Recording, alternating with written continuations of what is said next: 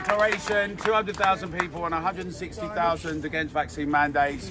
Big shout to NHS 100 and all of our friends that are carrying on with this. We really hope, and we're asking that on January the 26th, it's going to be an end to all restrictions. And also an end to have no vaccine mandates. Let's get Britain back to being a sensible, calm, rational place where things are done even-handedly. And the over 120,000 workers that have diligently been doing service for the last 22 months, for them to get back to serving in the way they do best, bravely and courageously, and deal with the issues we've got. Let's get back, let's make it together, tell your MPs and everyone else in Britain, let's have our voices heard. It's great work.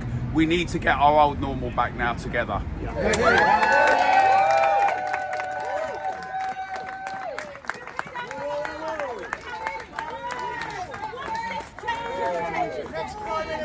Ladies and gentlemen, I want to say a huge thank you to Alan Miller. I've got to know Alan Miller over the last few months. Gosh, I don't know, it might be 2 years now even.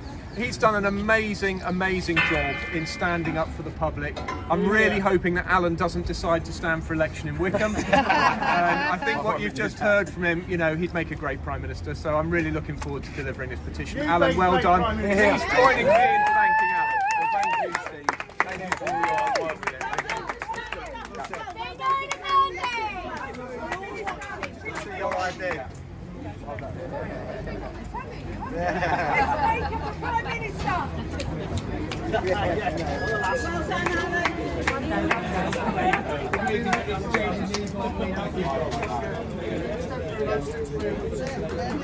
Yeah.